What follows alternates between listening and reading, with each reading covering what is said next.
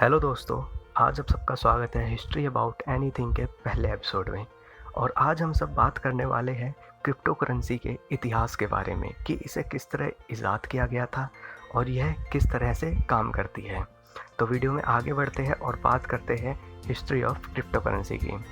तो दोस्तों, इसकी शुरुआत सन 1980 के दशक में अमेरिकी क्रिप्टोग्राफर डेविड चाउम ने की थी। तब उन्होंने सोचा कि क्यों ना एक ऐसी मुद्रा बनाई जाए जिसको ट्रेस कर पाना नामुमकिन हो और इसके उपयोग के लिए किसी भी प्रकार की केंद्रीकृत संस्थाओं जैसे बैंक इत्यादि की आवश्यकता ना हो। और आगे चलकर सन 1995 में डेविड चाउम ने डिजी कैश नामक एक अनाम क्रिप्टोग्राफिक ई मनी को लागू किया।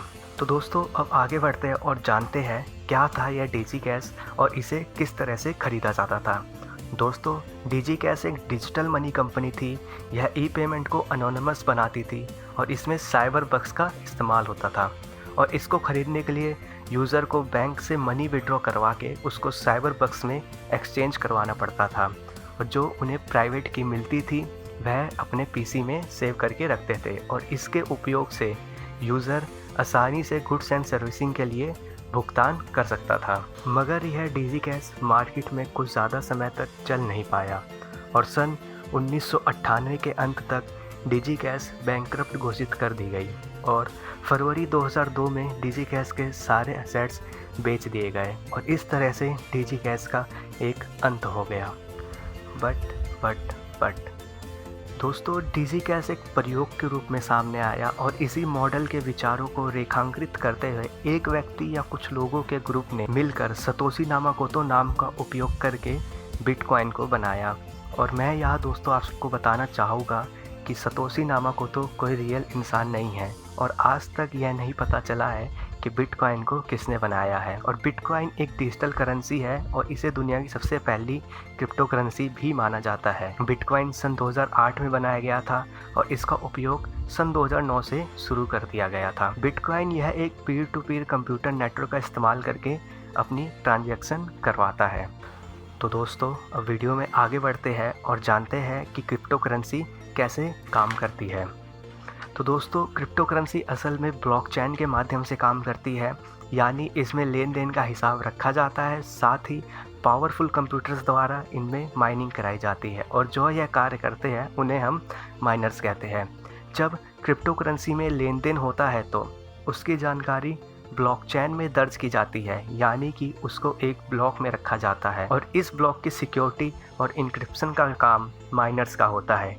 इसके लिए उनका कंप्यूटर को एक क्रिप्टोग्राफिक पहेली को हल कर ब्लॉक के लिए एक उचित हार्स ढूंढते हैं। जब कोई माइनर सही हार्स ढूंढकर ब्लॉक को सुरक्षित कर देता है तो उसे ब्लॉकचेन में जोड़ दिया जाता है और नेटवर्क में मौजूद दूसरे नोड्स या कंप्यूटर द्वारा उसे वेरीफाई किया जाता है।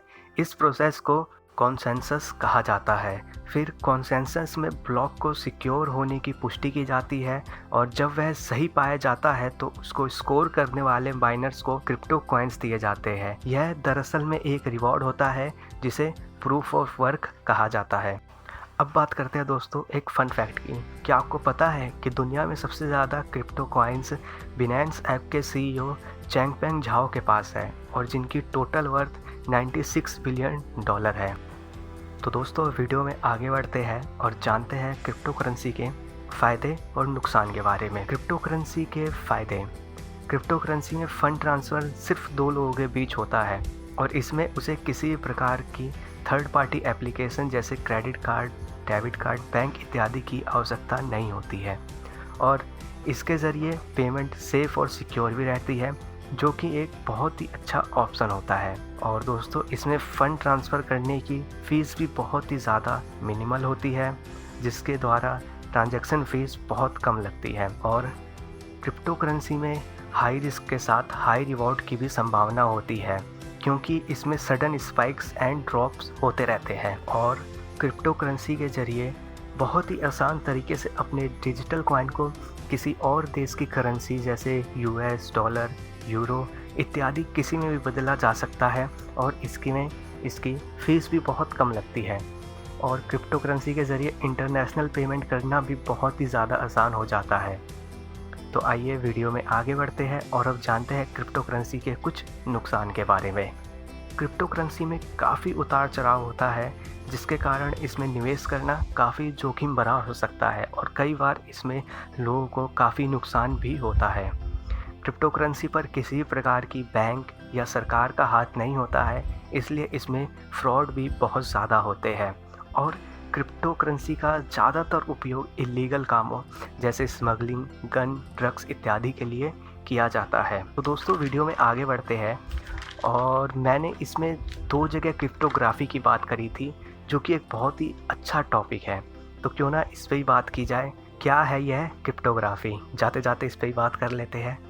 तो जैसा कि नाम से ही पता चलता है, क्रिप्टो एक ग्रीक वर्ड है जिसका मतलब होता है हिडन या सीक्रेट, और ग्राफी का मतलब होता है लिखना या पढ़ना। तो इसका मतलब यह हो गया कि यह एक सीक्रेट तरीका होता है जिसके माध्यम से सिक्योर कम्युनिकेशन करते हैं, और पुराने ज़माने में इसका उपयोग गुप्त संदेश भेजने के लिए किया जाता था। माना जाता है कि इसकी शुरुआत इजिप्शियन द्वारा आज से 4000 साल पहले की गई थी। वह लोग इसके लिए चित्रकलाओं का उपयोग करते थे और इसे सिर्फ राजा ही पढ़ सकते थे, और आगे चलकर इसका उपयोग रोमन लोगों द्वारा किया गया। इसमें वह वर्ड्स को नंबर के साथ शिफ्ट कर दिया करते थे, जिससे कि वह एक सुरक्षित संचार कर पाते थे।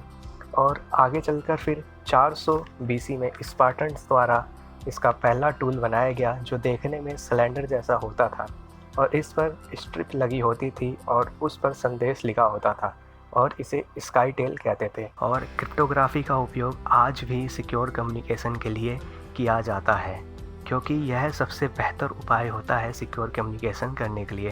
तो दैट्स इट दोस्तों, आज की वीडियो के लिए बस इतना ही था। अगर ये आपको वीडियो पसंद आई हो तो मेरी वीडियो को आप ज़रूर लाइक करें, शेयर करें और चैनल ज़रूर सब्सक्राइब करें।